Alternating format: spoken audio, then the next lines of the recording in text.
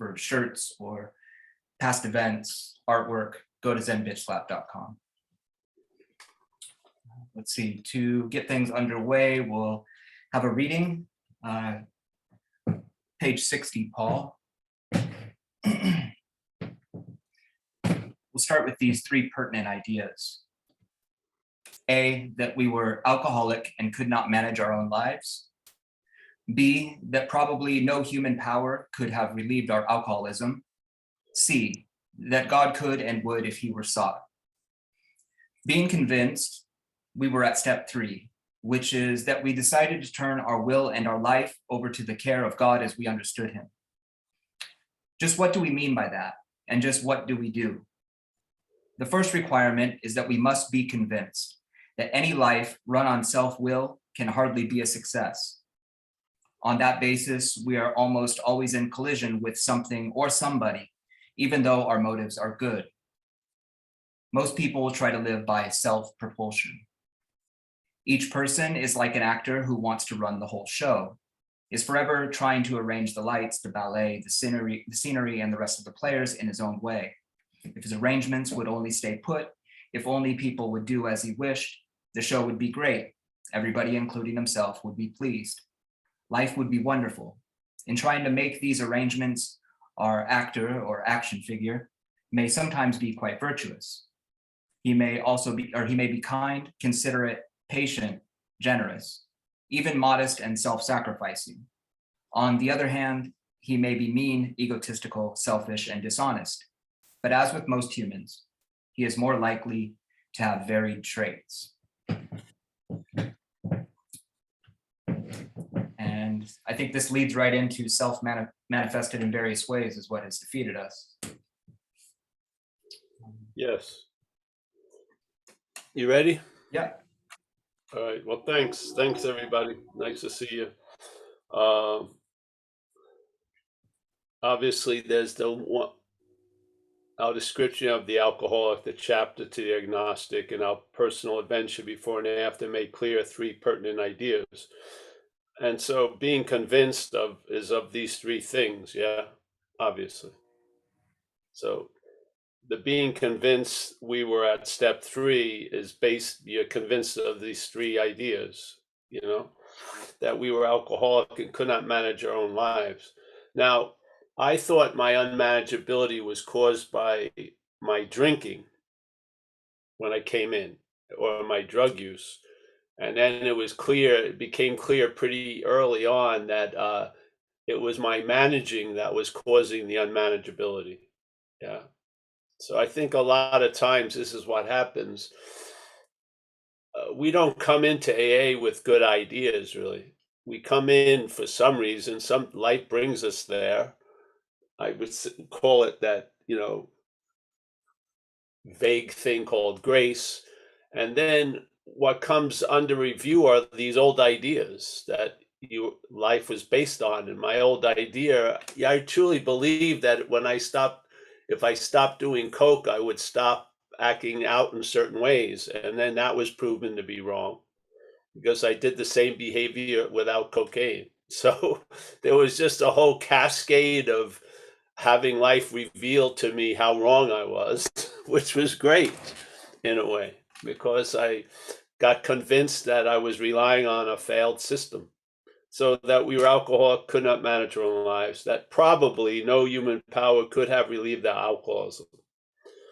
I like that they keep it loose, but I would imagine they thought no human power could have relieved the alcoholism. They don't want to be so extreme, so they go probably, yes. But you and I are not the exception. That would be clear. That God could and would if he were sought. Yeah. No, being convinced we were at step 3, which is what? We decided to turn our will and our life over to God as we understood him. So decided, I truly believe, is based on the fact that our will and our life wasn't under our control. It had already been taken over by the parasite. So basically, we were under the control of what you could call a lower power. And so all we could do, being in that condition was to make a decision that we would like to turn it over to a higher power. I mean, we would strongly like to, for some of us. And then what do we do and how? Well, you start doing the working steps, yeah, 4 through 9. Yeah, that's so simple. And the fourth should be written out probably, yeah, pen to paper, like they said. And if you just follow the instructions the way they put them out, it gives you a sense of really being part of the program. You don't add your little this and that to it. You just take pen to paper and start doing an inventory.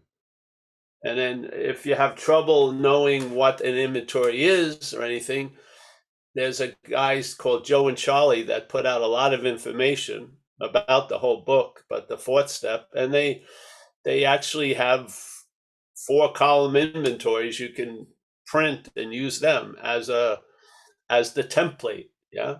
And then you just hopefully you're working with somebody and you start going, doing a list of resentments, fears, and then harming, and then looking at your sexual behavior, seeing,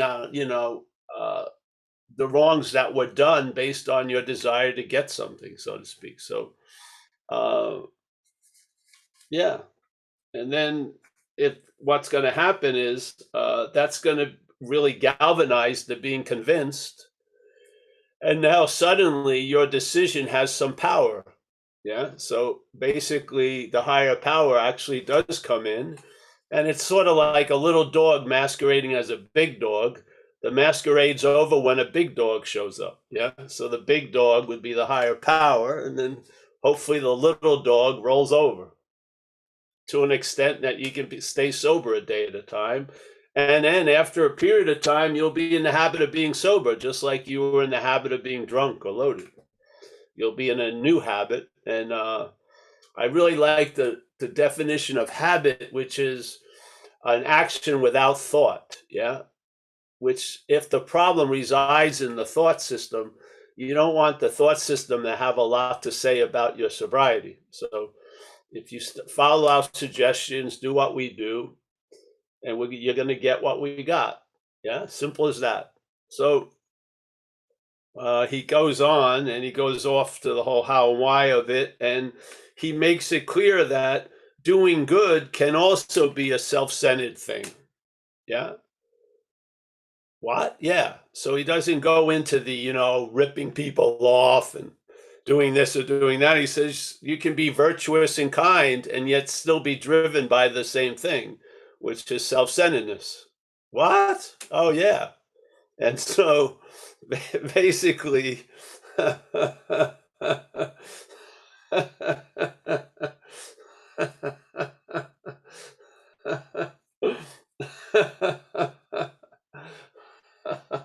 it's sort of like the bad cop and the good cop.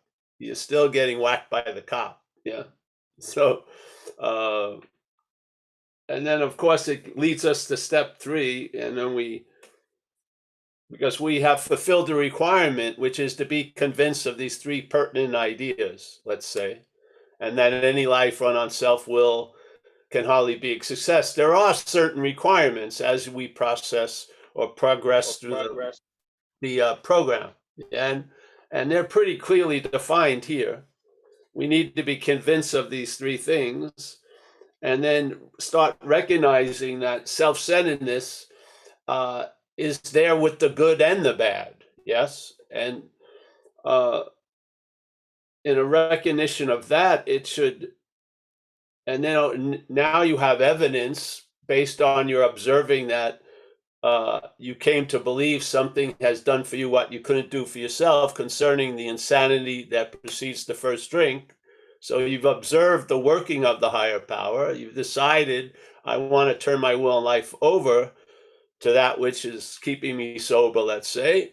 And I've reached a point where there's certain requirements necessary that you need to be convinced of, and you hope you are, and then you launch into the course of action. And the course of action starts dealing with the dilemma of powerlessness. And so now you start having power in your life. And if you've recognized, usually when I experience powerlessness is when I was trying to exert power I didn't have, like making people do what I wanted and this and that would always end me up very frustrated and confused because I thought I had power when I didn't. Yeah. So now that dilemma of powerlessness has been pretty much hopefully clarified. And when you admit your powerlessness, that's when you exert power, or power is exerted through you, and you stop experiencing powerlessness. Yeah. Yeah. And that's really the logic of the solution has a whole different taste than the logic of the problem. Yeah. The logic of the solution is you have it by giving it away. When you're a Coke addict, you don't see it that way. You're not gonna give your Coke away and say you have it. You're gonna say you lost it. Yeah. So there's a difference in logic, and that new logic will keep popping up its head, and you'll come to realize something is actually doing for you what you couldn't do for yourself. And our observing of it is somewhat paradoxical. You can't understand it, and yet you start understanding it. Just like when you run into someone who's new, and you give them your ear for 15 minutes, and they tell you their situation, and it's like an airtight case. They are fucked, yeah? And then they're waiting for your great help about how you're going to get money or find a place to stay, and you go to a meeting. And their logic cannot get that. Their logic is, I need to get money. I have this, I got this. What the fuck? But you're actually giving them an advice from a new logic, yeah? The logic of recovery. And I hope it's one of the first introductions, because if they do go to the meeting, they start seeing that other shit differently, yeah? If they go out and keep managing it, they're going to come back again. Yeah, because their life is unmanageable. But if they go to the meeting, yeah, and then they listen and identify, they start seeing what works. They get the results. So they come to believe. And then you truly get sooner or later that you have it by giving it away. It's beautiful. Yeah.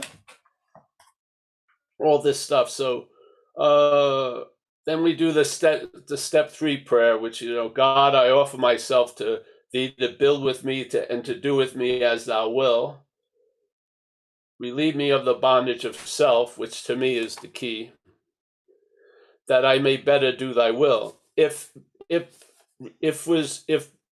self was you, how the hell are you going to, who is that you that's going to be relieved of self?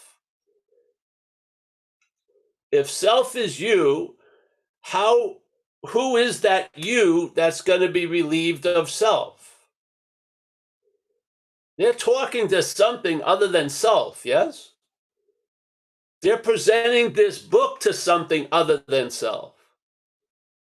And with the hopes that we will see how self has defeated us, that we get a sense that we may not be that, hopefully, finally. So please relieve me of the bondage of self. What is the bondage of self? The act of being identified as self. Yeah. That's the handcuff that handcuffs us to self. And what administers and reinforces that handcuff is the thought system. Truly. Yeah. The system that's collating and revising history all day. The system that's presenting false evidence as if it's real. Yeah. That system that constantly keeps promoting what? Self over us. Yeah. To the point we've taken ourselves to be self instead of us. And now we're in a program because we're like the prime examples of a life run on self-will cannot be successful. So we enter a program, and now we're going to have the program is going to do something through the program is going to do what we couldn't do for ourselves, which is separate ourselves from self. Yeah. And that's called the relief of the bondage of self. That's what we're asking for. We're praying for. Yeah. Please relieve us of the bondage of self. It's the first thing that's stated there. It says, please relieve me of the bondage of self. Now, if me was self, that would be a tricky thing, eh? But me is not self. There's a me that's bonded to self and needs to be relieved of the bondage of self. Does that mean there's going to be no me? No. There's going to be a me that's not bound to self instead of a me bound to self. Yeah. One I feel is traveling lighter, the other is traveling heavy. Yeah, it's truly. Yeah. To the point you're probably sooner or later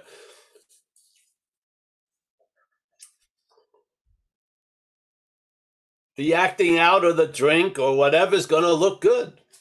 Yeah. So relieve me of the bondage of self that I better do thy will. See, most people, I would think, even my head, relieve me of the bondage of self so I can enjoy that house in Malibu. You know what I mean?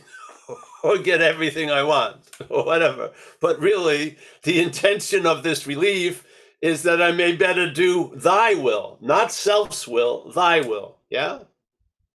So there seems to be a ball game that has three participants. We're like a vague whatever audience, and then there's the higher power, and then there's self. Yeah. And the higher power doesn't play to the audience, but it will definitely support the audience if the audience loses interest in self. It will. Yeah. It will be the foundation of one's life. But if you want to go the other way, good luck. Yeah. Good luck. But whenever you're done, this will be available. Yeah. And you won't need it. There won't be any punishment for you not taking advantage of it earlier.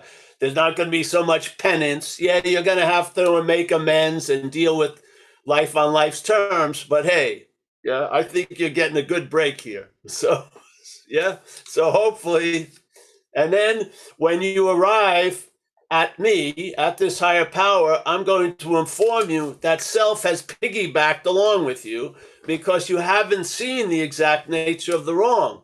Even though you've been intimately defeated by it, you don't recognize you're identified as it.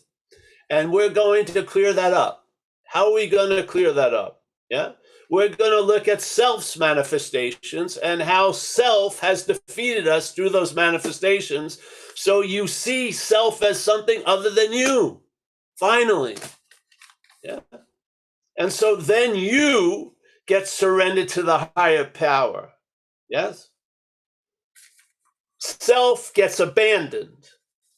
You surrender. Self is abandoned. Not self surrendering and then having a transactional deal. I take it back when I want something. Oh, when the shit hits the fan, I surrender, then I take it back. No, that's not the deal that's at hand. There's an abandoning of self, a surrendering of you. That's pretty good. Pretty good deal, I feel. But we got to get clear. What's you? What's self? Yeah. And then the higher power will become obvious. Yeah. It's not becoming obvious to self because the self wants to present itself as the higher power. Yeah. So we're going to get clear by doing what? An inventory. We're not looking at how you defeated you, how self has defeated us. Yeah.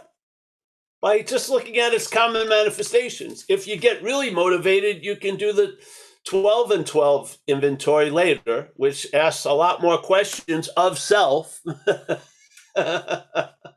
Yeah. And then your whole, the criminal's going to break down on the stand and then, yell like the Jack Nicholson, "You can't take the truth." Well, you'll take it, bro. You'll see it fearless and thorough. You're not that. Yeah. And that's the relief of the bondage of self. Truly. The relief of the bondage of self is I've recognized what has defeated me has not been me, it has been self. Yeah. Me is what has been defeated, self is what has defeated me. Yeah. Yeah. And so now I abandon self while I surrender to the higher power. So now self isn't going to direct me anymore. The higher power is. That is the better way. Trusting the infinite rather than finite self. Yes.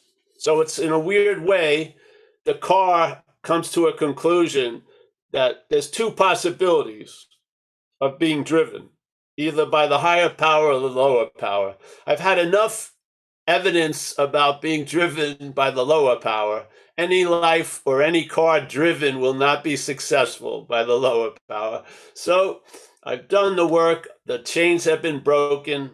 I'm aware. I've had a spiritual awakening. I have woken up to this situation. Yes?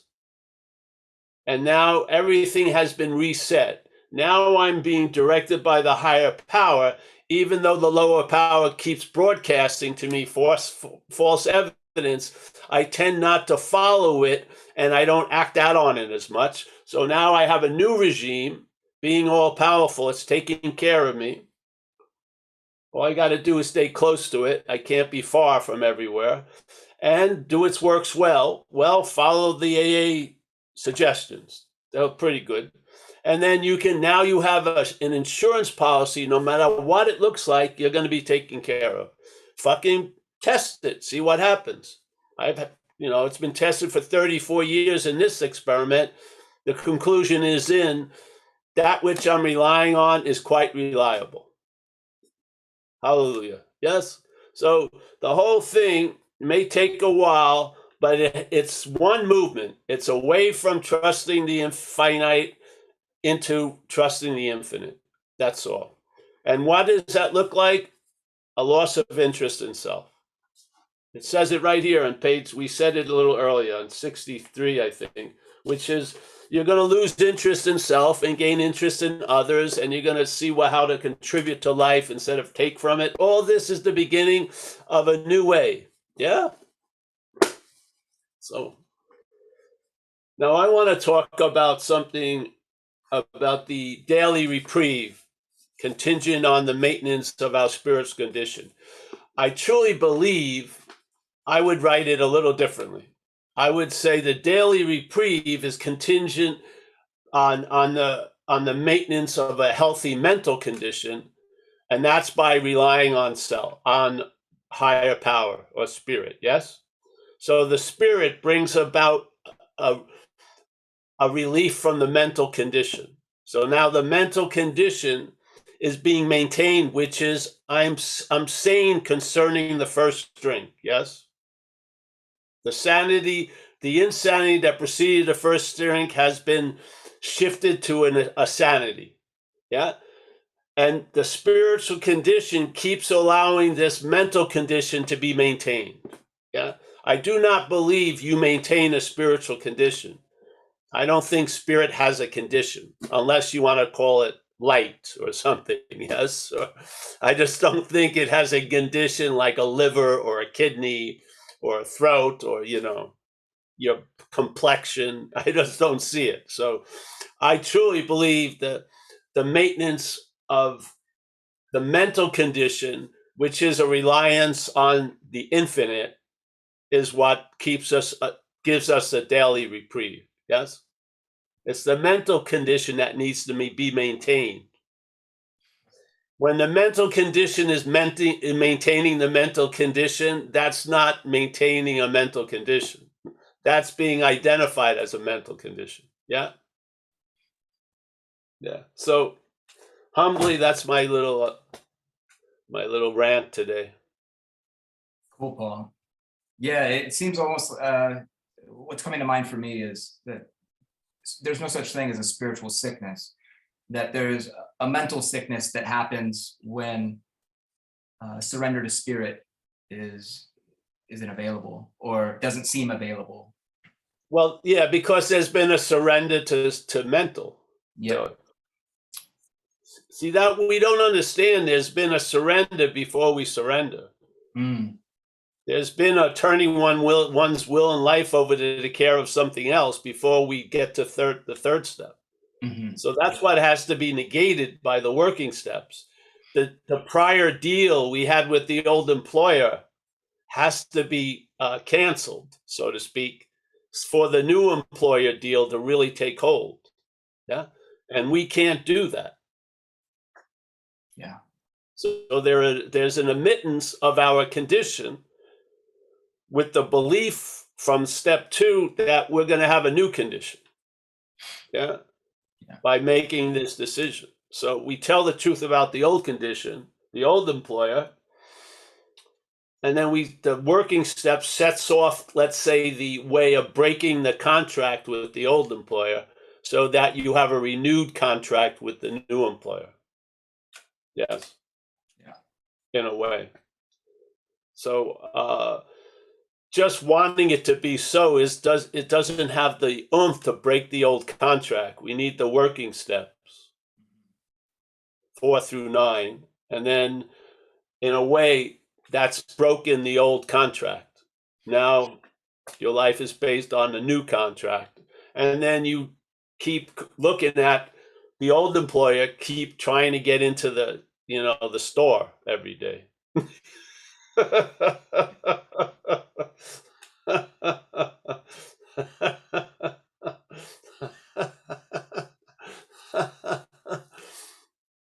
What can overwhelm the future and the past is only the present. Yeah.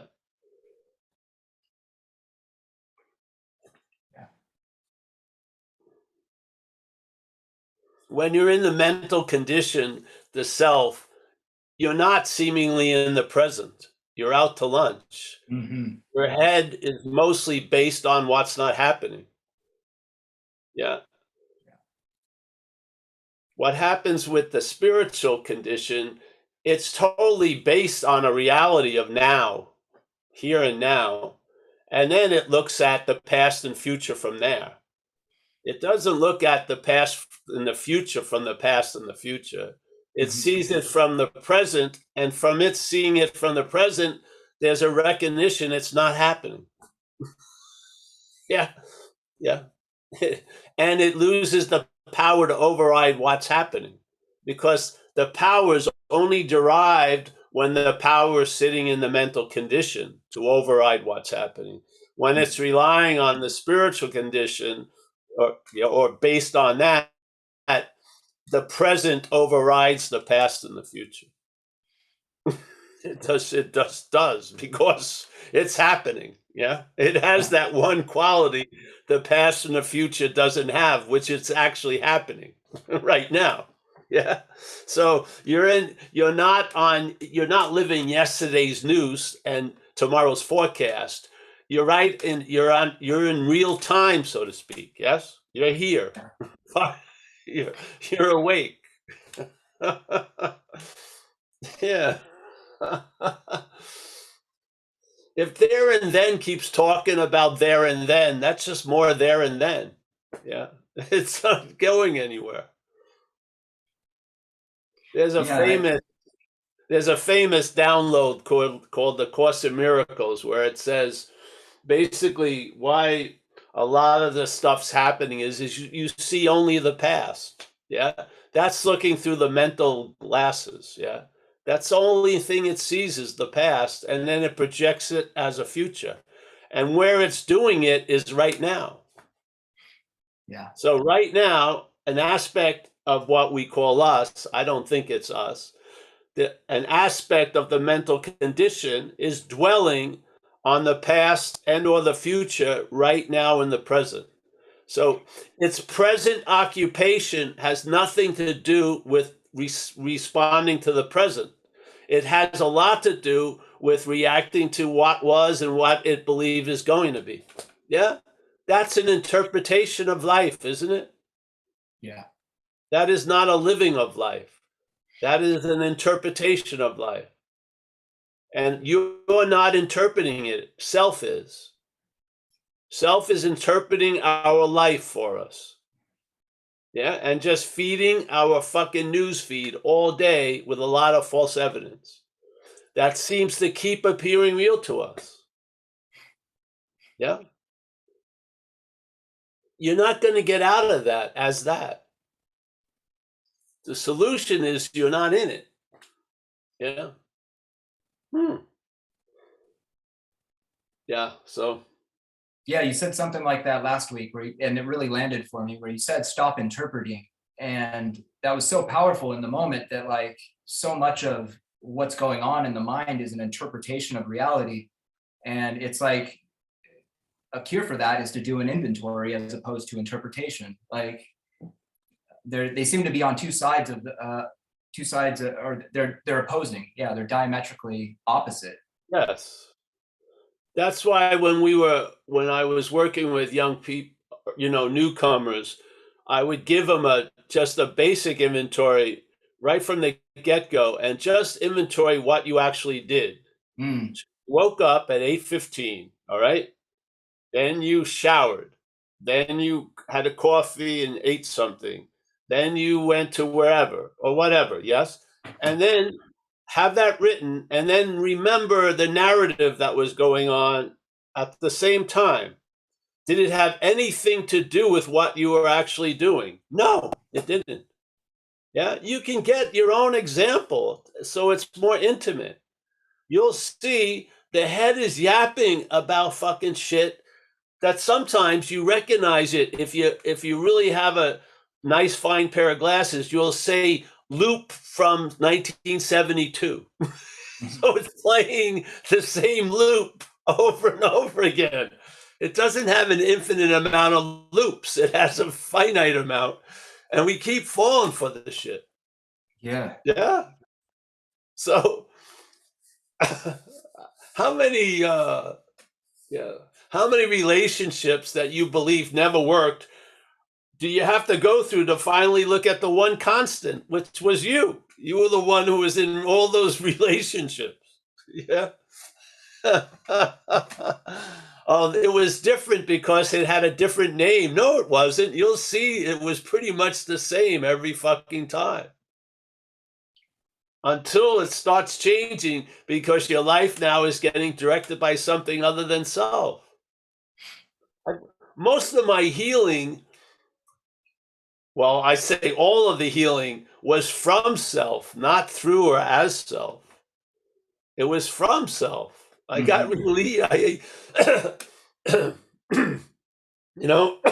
in this case, there's a disease, and then the doctor that's talking about the disease is part of the disease. Yeah. Self is evaluating and diagnosing itself all day. Yeah. It's insane. Yeah. Yeah. What occurred to me are different ointments, yeah. You never get to the real cause. Yeah. Yeah, from here it seems that the mental state doesn't even see it. It doesn't even see from here either. Like when it's looking at the past or looking at the future, it's looking at it from a copy of the past. That if it were to have an honest assessment or to see things clearly, it would see that this moment right now is absolute freedom, and that none of its assessment of the past from the past or the future from a dreamlike future is pertinent to this moment. Like, Yeah, but Jacob, self doesn't want freedom. right, It wants bondage. right. It's like Yeah, a parasite. Right. It talks a good game, but it's not interested in it unless it's involved. So if you want to be free as self, it will sign up for that. If you want freedom from self, there's going to be a lot of resistance. Sure. It's just, I mean, that should tell you a whole lot. Yeah. Yeah. I mean, seriously, why do people who are quite adept of taking fearless inventories of others all fucking day have a huge problem doing an inventory on themselves? Really? And with the expectation someone's going to listen to you for 5-6 hours sometimes. I mean, who wouldn't want that? You're trying to get that at a bar stool every fucking time. Yeah, you're going to get someone who's not going to butt in or tell their story. I mean, it's the perfect audience. You think it'd be done in a day. Shit, sign me up. I want to reserve 6 hours. This is going to be good. Why is there so much resistance? Because the parasitical movement, self, doesn't want to be revealed. If you look at your life, you know, you're going to see its life. Yeah. It doesn't want that information out. Yeah. It just doesn't. So you see, 4th step and 9th step, a lot of people go out around those. Yeah. So obviously, 4th step is an inventory on self. Yeah. And then 9th step is the self's one of its main links of the bondage is you getting bound to the past by trying to avoid responsibility for shit that you don't feel very happy about it happening. Yeah. Never recognizing you were driven to do that behavior, not by you, but by self. So what happens when you show up and clear up the past, you weaken its main plank of bondage. It doesn't want that to happen. It wants you to keep moving to a different state when you've done something that hurts someone else's feeling. It dominates us by the running away or avoiding the past that it's made up. It's amazing. Yeah. The biggest relief I felt I got was the 9th step, because I really felt that my life that had been auctioned off came back. Yeah. I mean, there was more of me, less of self. There was more of me there. Really. I mean, it was almost as if there was a big vacant hole and then it was filled up by the immense. It was. I felt alive at the 9th step. Yeah. I was coming back to life. And yeah. Yeah. So instead of your life being auctioned off of all these things you want to avoid or not deal with or shit like that, then you become like a storage, a storage with all the windows down. It gets fucking dusty and stale in there. Yes. And so you keep the door shut on it and it runs you. This is, hey, we're not gonna, dwell on it. Yes, we're gonna come to peace with it. That's the last thing self wants. For you to be at peace with your past. It's the last thing. It's the last fucking thing. Yeah. Yeah. Its hold is mostly based on time, worrying about a future from it and then regretting a past from it. Yeah. So self doesn't want to be free. Sure. It doesn't. It wants to be free as self, which is another form of bondage. That's why it describes this thing of being virtuous and kind as another form of bondage. Most people don't see that. They think, oh, it's only when I'm bad and selfish and shit like that. But no, it's got the whole spectrum. Yeah. Yeah. That's a rude awakening for many people because they think I'm just going to be good and that should do it. I'm going to have 15 sponsees do all this and do that, and then they have a nervous breakdown because then because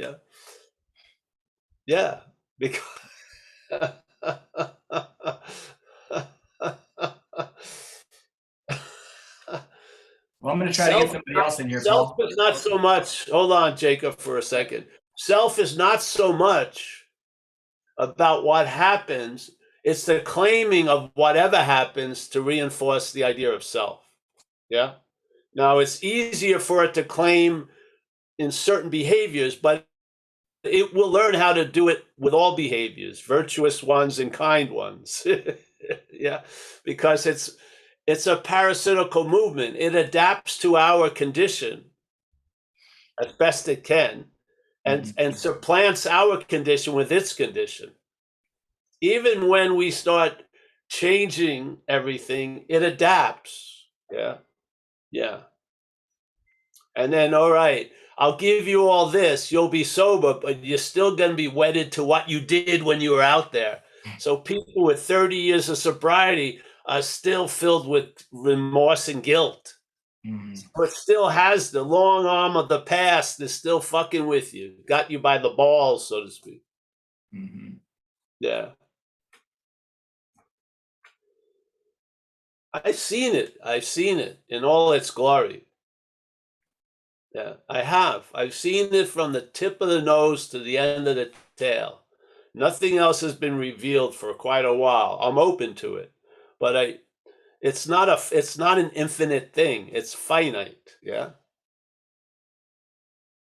And you best come to see it by checking out its patterns. That's why we do the inventory. You look at the patterns of how self defeated you. You get a clearer picture than dwelling on the specifics. Yeah. You see the pattern of it because it's like a machine in a sense. Yeah. If it's interested in something and it's living through you, its manifestations are going to be around that topic. So if you're interested in saving your face instead of your ass, you're going to have a lot of resentments about pride, self-esteem, relationships with others. Yes? Because wherever self is, it shits its manifestations. Yeah. So you recognize the self by the manifestations of it. So when you get to the scene of the crime, you won't be seeing a self, but you'll see the resentments, the anxieties, and this shit, and they can be attributed to their self. Yeah, that's relying or trusting self is allowing those manifestations. Self-reliance is the cause of fear and anxiety. It says it right in the book. The diagnosis is on page 67, I think. Why are you in so much fear today? Isn't it because self-reliance has failed you? It's that simple, yeah? So everyone thinks fear is such a cause of so many things, but fear is caused by self-reliance. I would say anxiety, really. Fear is a valid emotion. It's meant to come up when there's an apparent threat. What the head does, the self does, it mimics fear with mental anxiety. It has you worried as if you're under attack now based on a future or past fucking ideation, so to speak. Yeah. It's insane.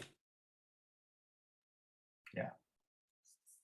It's insane. And the only way we've put up with it for so long is we've been calling it us, really.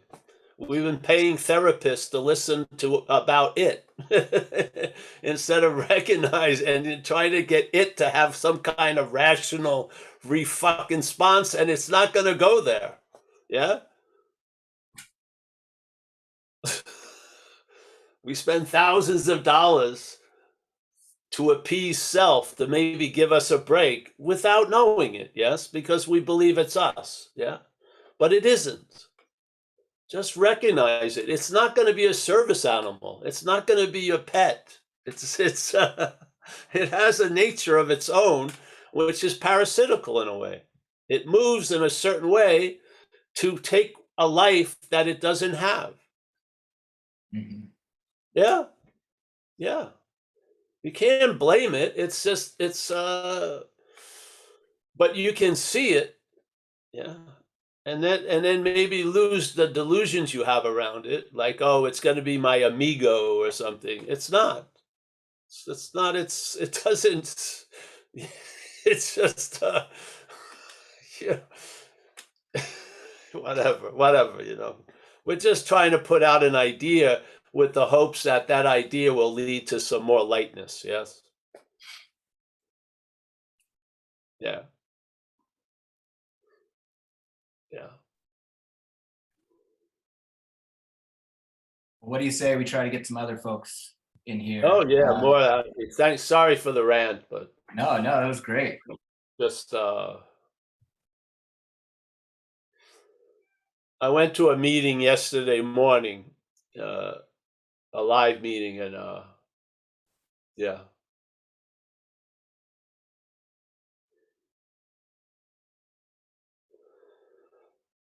sometimes you're at a meeting and uh, someone starts speaking about their thoughts and their feelings, and then they say, well, it's so amazing that so many of you, you seem to have the same thoughts and the same feelings. And I'm like, yeah, and what? And then before the leap happens, they fall back in the individuality of it. Oh, these are my thoughts. That makes the same thought completely different when it's called your thought. No, they're thoughts. Yeah, alcoholic thoughts. Yeah, that are producing or being used to produce a sense of personalness that's not there. Yeah, they're thoughts, a stock system that we're all listening to. Yet when we listen to it, here it's called K Paul, there it's called K Jacob, there it's called K Kathy, but it's the same propaganda channel, basically. Yeah, presenting false evidence to false evidence, knowing that when this is still the false evidence, it can fucking produce, it can say the most outlandish shit, and this will take it to be true. Because it's preaching to the choir. It's preaching false evidence to something that's based on false evidence. So we clear this up, and then you have the eyes to see the false evidence. You can't see the false evidence from false evidence. Yeah. You can't. You can go over it. I'm never going to do that. You're going to probably do it because you're going to be compelled by what you think is true. And it ain't. Yeah. So let's get clear about this false evidence before we go into the whole what's false evidence? Let's see this. We're living from a basis of false evidence. Yeah. We're living from the basis that what I did when I was loaded, I did. That's false evidence. You were used for transportation. You were driven. Yeah. You were driven. You are not the driver. Yet we live under the shame and guilt of being the driver that we never drove to. We were driven there by what had taken us over. Yes or no? Where's the freedom from that? Because we're bound to this idea of being the doer. No matter what happens, if it came through us, I did it. This is the bondage of self. When is that going to be? When are you going to be relieved of that? You are right now. Shit. Yeah. That's called I see only the past. Yeah. I look at my recovery and I give great grace and gratitude to the higher power, but I don't see a lower power did through me what I would never have done by myself. All I can see is sometimes a higher power doing through me what I couldn't do for myself. But I'm not giving any fucking accountability to the lower power that did through us what we would never have done by ourselves. Where's there? I don't see any of that. I see a lot of the gratitude. That's great. But let's apply accountability to where it's deserved, which is something took us over before the higher power took us over. Amen. We were living under another power, whatever you want to call it, for quite many, many, many years. And it led us to do a lot of shit we wouldn't come up with. We wouldn't have.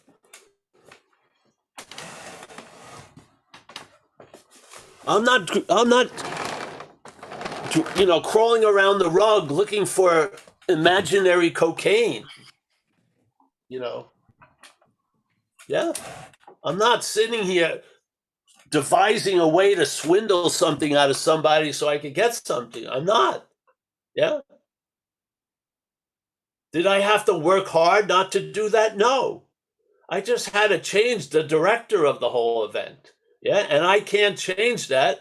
So I do the AA program and it gets changed. I'm not strategizing other people's demise anymore. I have better things to do, which is nothing. All right, There's a well, we whole got lot. two hands up. What? We got two hands up. All right, bring the two hands. Yeah. Yeah, we got Bruce coming in first. All right. Hi, everyone. Yeah, Paul, might feel right in the middle of it all right now, like everything's caving in on me. Yeah, the whole, following this meeting, feeling like the self is trying to apply the steps, like, okay, you got time to make amends with your daughters, at our age.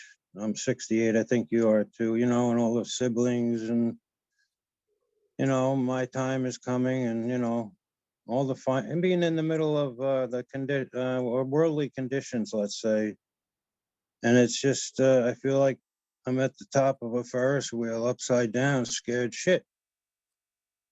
And yeah, that's, the self.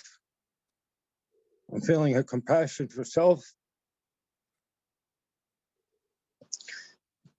Not that others don't go through 100 times more hell every day.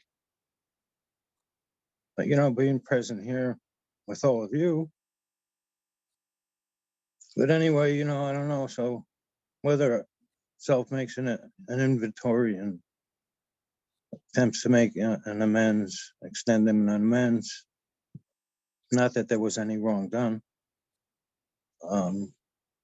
So yeah, you see where my head's at as I'm sharing. So I don't know if you have any words for me. Thanks, everyone. Well, here's a pause, and then stuff will download. Yeah. Yeah. Sometimes it's best for that desire to know to be thwarted, really, and just see and you'll find out. Well, I feel like I've shared, any amount of whatever wisdom, experience, totally with, and then now I'm feeling like just nowhere. I don't know. So a feeling of alone, but it's more of a loaning for, and I don't know what for. And Yeah, you have the space to sit in that uncertainty, yeah, and that's fine, bro. Eh? and here I am.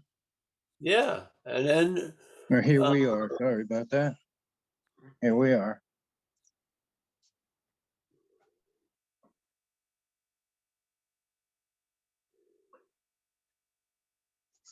Yeah, there's others writing it out. hmm? Here in the meeting, and at least I don't feel alone in that sense by being here now. Okay. Yeah, let the next fellow go. I'm listening. It's all being spoken directly to my spirit, or me as we share. So thanks again, everyone. And remember, Bruce, this is a community, so we're very happy that you're sharing, and there's a lot of support here as seeming action figures. So take advantage of it, yeah, as you have by sharing. Yeah. All right, thanks. Yeah. Yeah, thanks, Bruce. Thanks, Paul. Yeah, I think you said something like this, Paul, but there is a longing for something that's unknown, that's kind of at the root of, it's kind of at the root of it all. And that longing for home.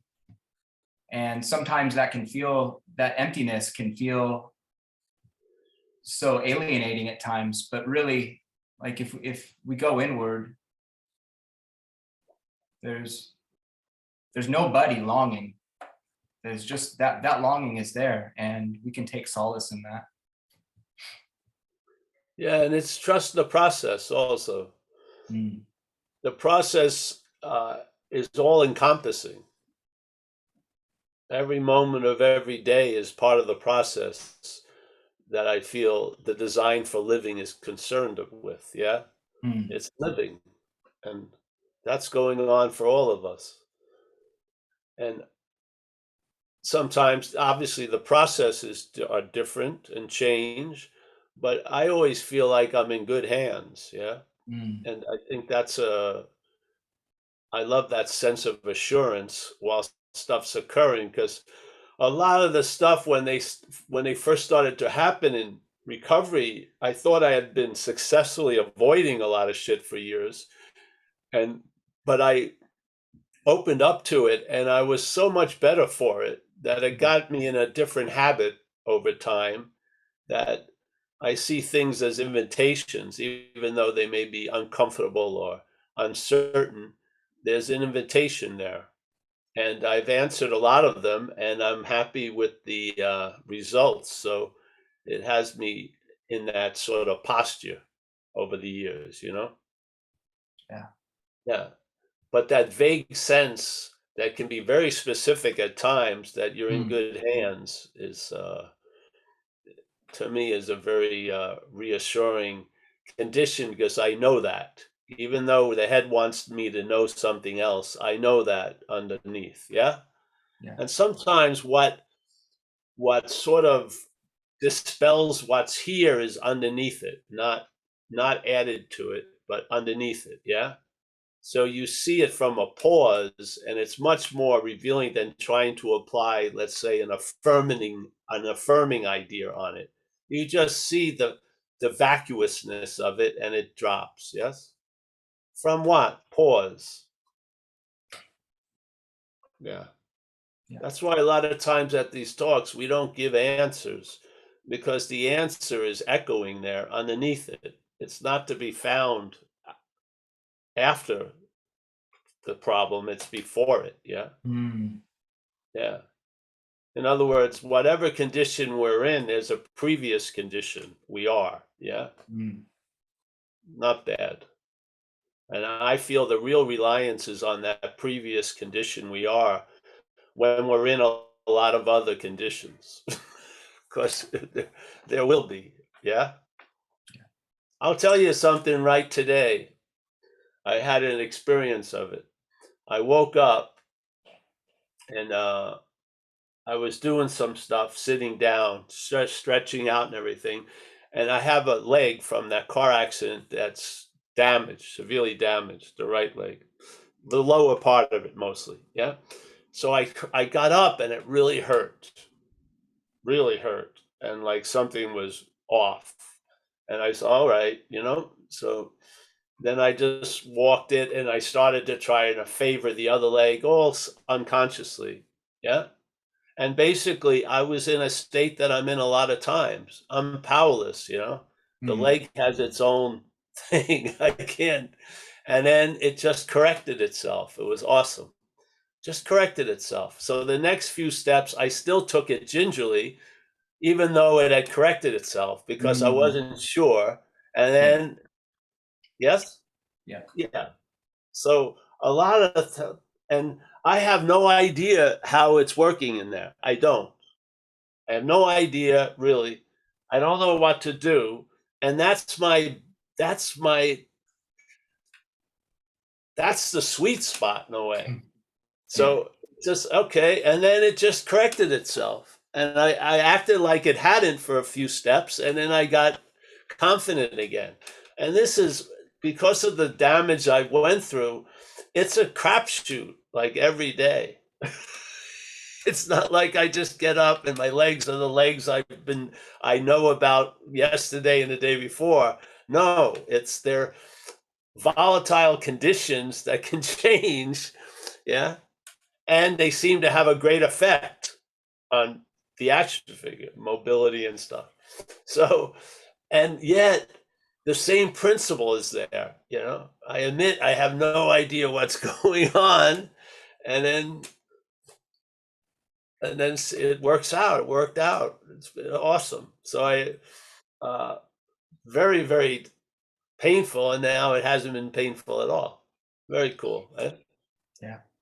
Yeah. And so, but the principle is the same. Yeah. I feel the solution is always under the problem, not after it, in a way. Yeah. And I feel like we've been introduced, there is a solution. So when we meet a problem, if we have that in place underneath, there is a solution, it brings a different way of looking at the problem, yes? Mm-hmm. Because most people think the problem shows up, it's real. They don't have a basis of reality all day, which is this underlying spiritual condition. Yeah. So instead of getting measured by the weight of the world, it gets measured by the weight of the spirit. And then what you didn't think you could live through, you can live through. Yeah. Shit happens. Yes? Oh yeah. Yeah. Yeah. So, and nothing, the depth or the height of anything can't get lower or higher than this, the spirit's condition. Yes? Nothing can get lower than it. Nothing can get higher than it. It's pretty cool, really. Yeah.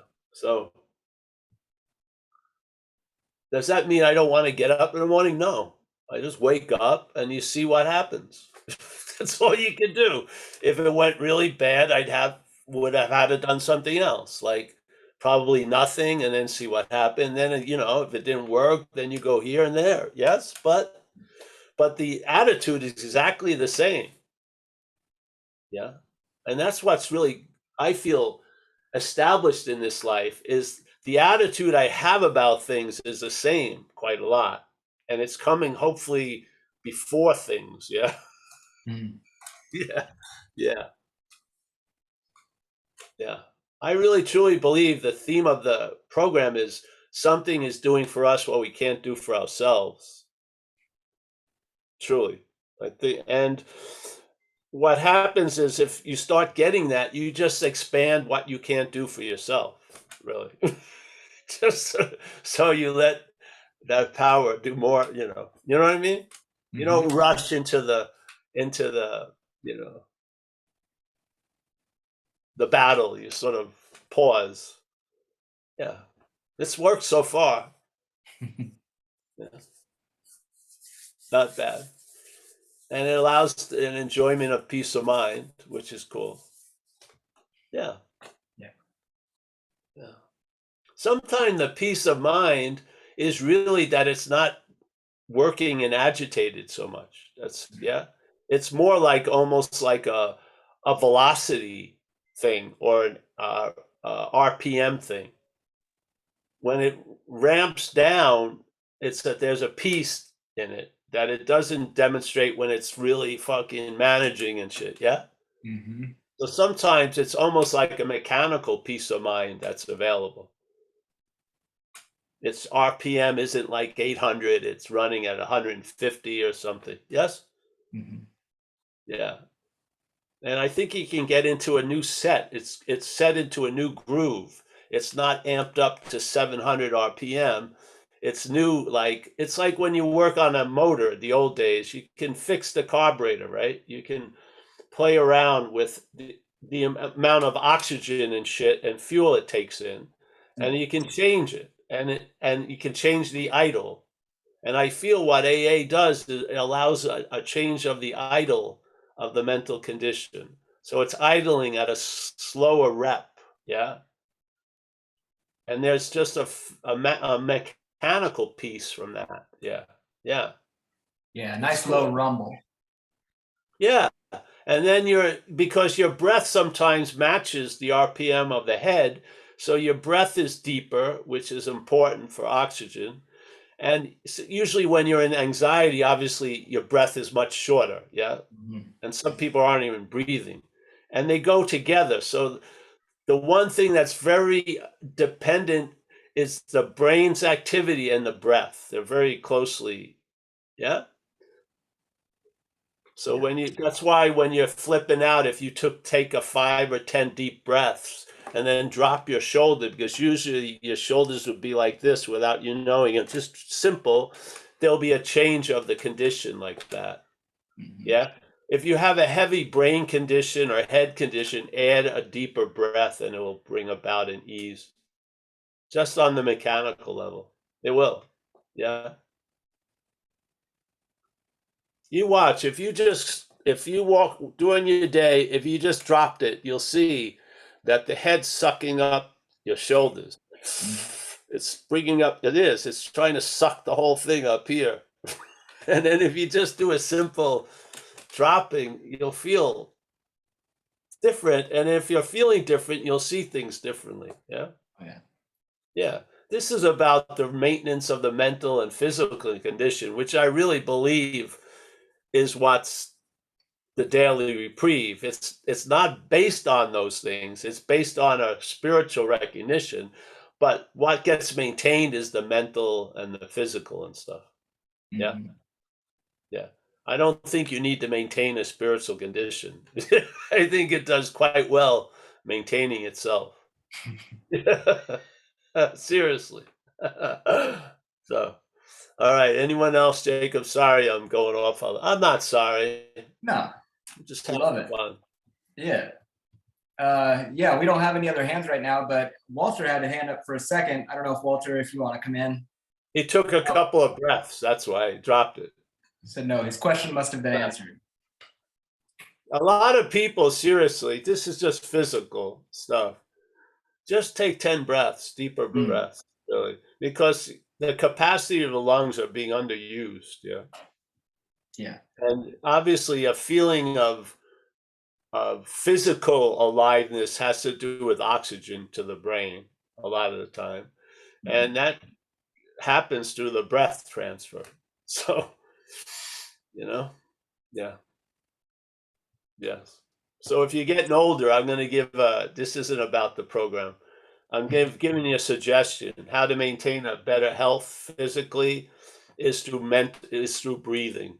Just simple, get a book on pranayama. You don't have to go through the heavy stuff or breath control. Just take a couple of those exercises, incorporate them in your daily thing, and you'll feel a little better. And you'll have more physical clarity. There you go. That's my suggestion. I've used it. I've been doing it for 30-something years. I can't use much my legs, so I have to sit. So I do a lot of breathing, not a lot of breathing, but I do breathing. And I feel they were warning me years ago that I had COPD, whatever. I've never had any effects from that. I feel because I do breathing exercises. Yeah. I mean, not like, fucking just simple. Yeah. Just do 4 or 5 of them. There's reverse breathing, baby breathing. It'll help. Seriously, if you want. Sorry, you didn't ask for it, but I'm giving a suggestion. Yeah, yeah. Yeah, I love it. I think what we're going to do is put out a video on Zen BitSlap. I'm going to record one of my workouts. Maybe it'll be helpful. Hey. Yeah, because my body got really compromised, getting run over, and of course the drug use and everything. Tons of shit. And I was very ill for years. Like chronically ill for years in sobriety. And then life brought about a change in that. And I've been incredibly grateful for so many years. I've had pretty good health. Yeah, when I didn't have for many years. And that's where the maintenance goes. I don't maintain a spiritual condition. I try to maintain a physical one a little. Yeah. Yeah. So I feel like you are a spiritual condition, truly. I think if and the basis of real mental health is a loss of interest in self. That's my feeling. And self can't do that. So you learn how that's done. Yeah. By recognizing you can't do it. Self can't get out of self. So yeah. The loss of interest in self for me is based on it's not me. And then that allowed a migration of interest away from that obsessive nature to life. Yeah. And I'm more engaged in the living than I am with the interpretation of it. Yeah. Now, but I was completely the interpretation of it earlier. Yeah. Literally. So, yeah. All right. Well, say goodbye, eh? Yeah. It's crazy, Paul. Like in the middle of a free sample right now, just my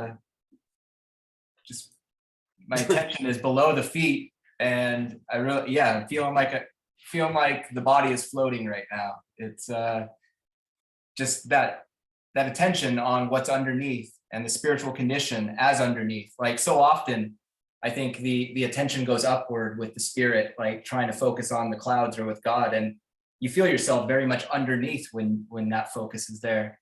But just with the simple focus of what's going on underneath my feet or underneath these feet, yeah. Yeah. Yes. They always used to use the imagery of the ocean, you know. Mm, No matter how chaotic the surface is, the bottom is quite calm. Yes. So the yeah, surface doesn't affect the bottom, but truly the bottom can affect the surface. Yeah. It's just the nature of things. Yeah. It's most of the time we're trying to answer something from after it. Yeah. We're trying to rebut or or or deny self, but it's really before it, because mhm, we are that which is before this idea of self. Yeah. Yeah. So, but it loves to trumpet that it's the only one. Yeah. So when it arrives, there's nothing that it will allow to be seen before it, but there's a lot before it. I think it's the unsuspecting resource. Yeah. agreed. Yeah. Thanks, Jacob. Thanks for the keep floating. It's fine. Great. Thanks, Yes. Paul. Kathy, nice to see you, Kathy L. Yes. Nina, as always, thank you so much. Got to be with Nina a little while ago down in Venice. John S. in Florida. There you go. We got Kelly. Nice to see Kelly. There she is. Virginia in the UK. Nice to see you, Virginia. We got Maria. Always a pleasure. Yeah, Maria. Deborah, as always. Yep. Mickey, the matriarch. Did you see Leah yet, Mia? Mickey? Not yet. I can't hear you, but I got it. Yeah. No, I haven't seen her yet. Oh, she I was didn't, came but to the meeting on my Saturday. internet was out, and Oh, yeah? and so I don't know if she tried to contact me or not. Oh, all right. She will, I'm sure. I saw her Saturday. It was nice. Very nice. I know, I loved it. Yeah. Yeah, very good. All right, Walter. There he is. The man with a question, then without a question. That was good. Roman, as always. Nice to see you, Roman. Jack G, Cape Town somewhere. Kerry in Hawaii. Always a pleasure. Jeffrey, Seattle, driving around. Oliver, Berlin. Thank you. Thank everyone for their support also to keep my lifestyle lavish as it was. Yeah. Steve Cole, SD, San Diego. There he is. Chris from Mammoth Lakes. Nice to see you, Chris. All's well? Yeah? Oh, great. Good. Jesse, Jessel from Ireland. Senna, Bruce. Remember, Bruce, yeah, you're a lifetime member of ZenBitchSlap.com. It has a lot of fringe benefits. I don't know any of them, but I believe they're there. And you're a part of our community. Yes. Yeah, yeah. You don't walk alone, my friend. Don't worry. We got David B. with the stone tower. Nice. I got these folks. We've got King Baby has appeared. Nice to see him. Eligio. We got Alex on the phone. Miranda, Eddie, Bruce. I think it's Gil. Yep, I think that's it. I got everyone else. Hey, thank you everyone for coming. We're here today at 4:30 Pacific time. Another meeting, not on primarily recovery, but an idea of non-duality. That's at 4:30 Pacific. Same I just go onto the Zen Bitch Slap events, and there's no password. Just hit the link, and someone will be there. I think it's going to be Nina today. No, I gotta be there. I guess I'll figure it out. We'll figure it out. He'll be back. Yeah. All right. See everybody. Thanks, Jacob. Thank you. Thanks, Bob. Yeah. Thank you all.